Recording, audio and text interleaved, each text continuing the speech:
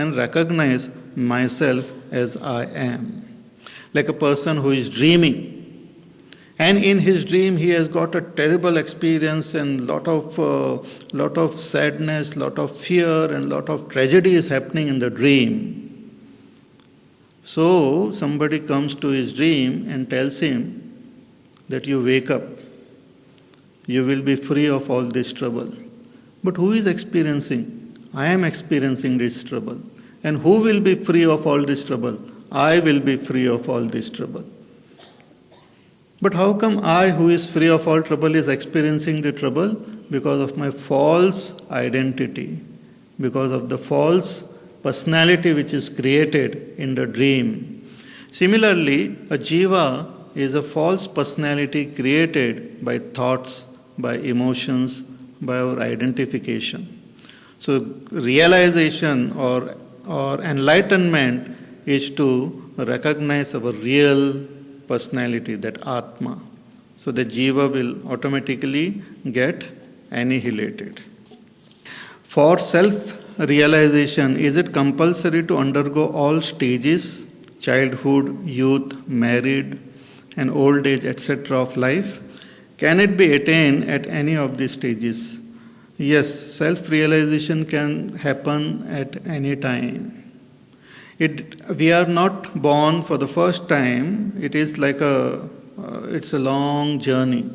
That personality has taken birth many, many times.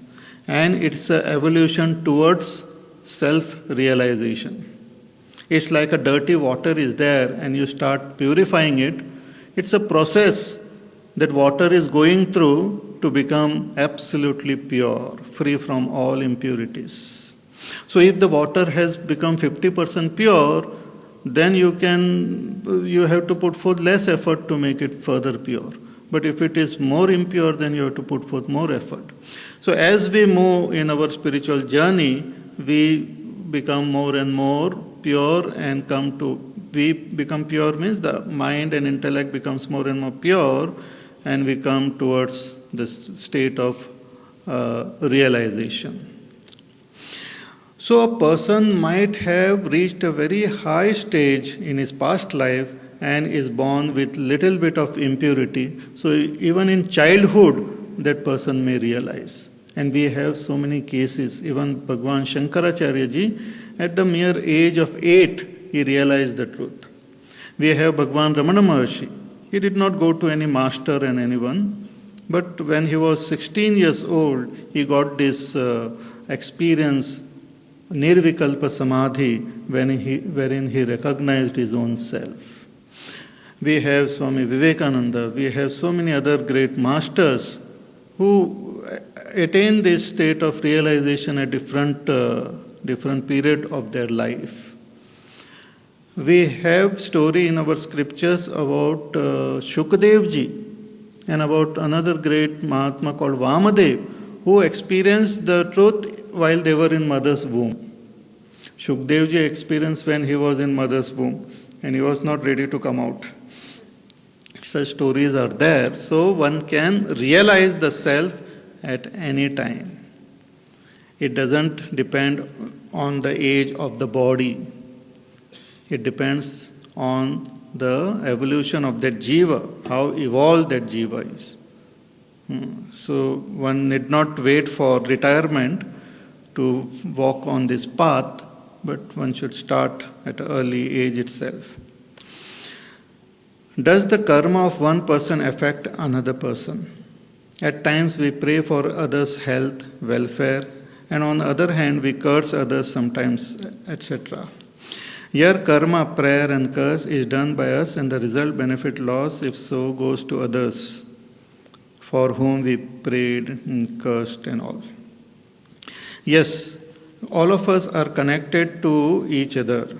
So we get the result of karmas which we perform individually, and we get the result of karmas we perform as a group also. We are all connected. Even if something is happening in the society which is not good, we are somehow connected to that also. Because we are part of this society.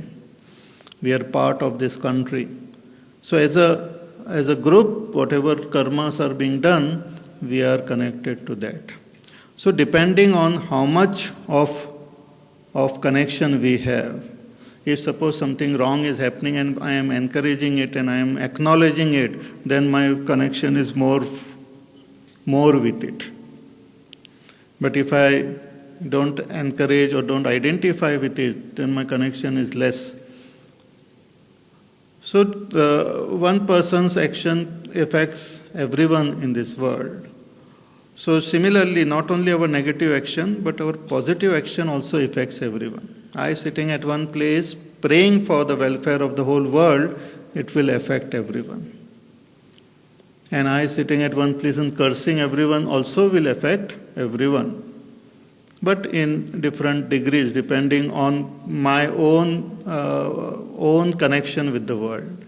Therefore, we say that some sages and all, their curse also was more powerful, because they were connected to the entire world. It's like your internet connection. If you're connected, then you can corrupt the files of other person also by sending some viruses. And also bless others by sending good messages. Depends on the connection. If we are not connected, then our curse and blessings will also not reach anyone. So one person's karma can and does affect the person also. How does one get motivation to perform? This is about karma. How does one get motivation to perform if one is not to think of the results, fruits of one's action? Karma Yoga doesn't mean one should not think of the fruits or results of one's action, but one should not be attached to the results of action. One should perform that action with total attention on the action itself and dedicating that action to some higher ideal. Results will come, and results should be taken as prasad. But result we have to keep in mind. Suppose I have to go to some place, I have to keep that in mind. I cannot say I will forget about the result and just start walking and I hope I will reach my destination. That will not help. We have to plan for the future. We have to learn from the past and perform action in the present. And those actions should be performed as an offering, as a worship of God. And that is what we mean by Karma Yoga. And that if we keep practicing, keep following this path, the motivation will come from within. See, motivation, that word means somebody is pushing me from behind. But the motivation will get converted into inspiration. Inspiration will come from within. Person will be inspired to work. Motivation means somebody else have to push me. So I will be inspired to work. Like great Mahatmas and all work in this world, inspired by their own love and compassion to the world. Not for a particular result as such. So, contemplate on this beautiful path of Karma Yoga and you will understand the secret of it. Again, another two questions are there, but they are more or less similar. How to bring the sacred knowledge of the Bhagavad Gita into our life? The discourse gives the knowledge, but how can the knowledge become part of me? Please explain and guide. This is one question. And second is, I have now come to know that I am a soul. How can self-realization happen within me? One is that whatever we have, when we are listening to discourses, we understand. And our understanding itself is a big step on our spiritual journey. That is one thing. Because our understanding gets converted into action automatically. Many of our actions are outcome of our deep understanding. Because our understanding goes deeper into us and becomes our nature, and based on our nature, we respond to the world. So, most of the job of our sadhana is done just by listening attentively and understanding. Every time we shake our head and every time we understand, some wiring within get changed and things happen automatically. That's the beauty. You don't have to do anything. That is one aspect, huh? It's very interesting actually. And it's a path of understanding. That's one thing. Another is understand and do. Whatever is said in our scriptures, like they say the path of karma yoga. So try to apply it in your life, path of karma yoga. Try to understand. Even one day, try to be a perfect karma yogi and understand the secret behind it. It's the most fascinating actually. Understand the secret behind this attitude of karma yoga. And once we get it, then the whole life will change, will get transformed. So whatever little bit we have understood, try to apply it in your life.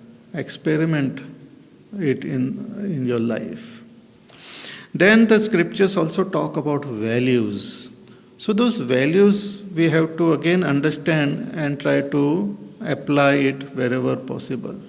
Value of compassion, value of friendship, value of forgiveness, value of humility. All this one has to understand and apply it in our life. Slowly and steadily we will evolve to gain that state of enlightenment. Here is saying that how can self-realization happen? That's what. If we follow this path, it will happen. Bhagwan in Gita has very beautifully mentioned the steps. First step is karma yoga. Then comes, through karma yoga, you gain vairagya, that is chitta shuddhi. The mind starts becoming more and more pure.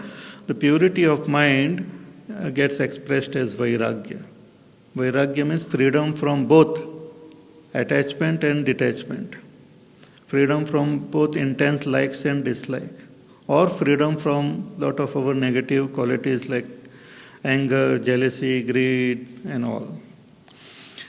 Then comes the stage of gaining the knowledge, jnana marga, shravan, manan, nididhyasan. Listen to the scriptures, contemplate on questions like who am I, what is the nature of this world, what is the nature of God, and become clear about the nature of one's own self.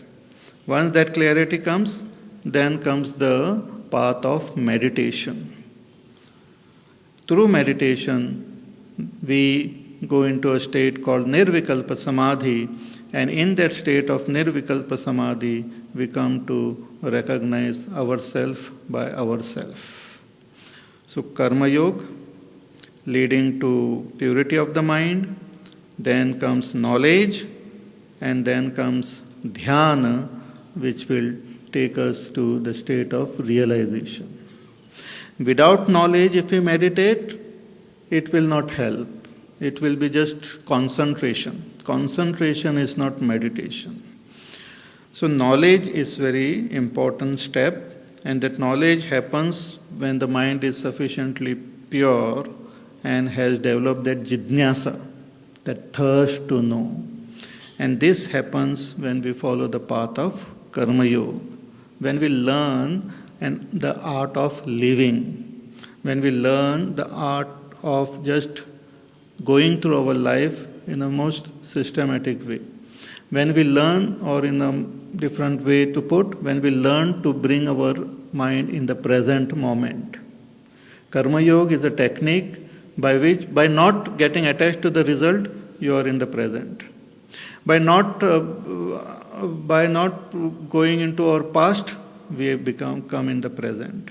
So living more and more in the present moment, our mind start becoming more and more pure.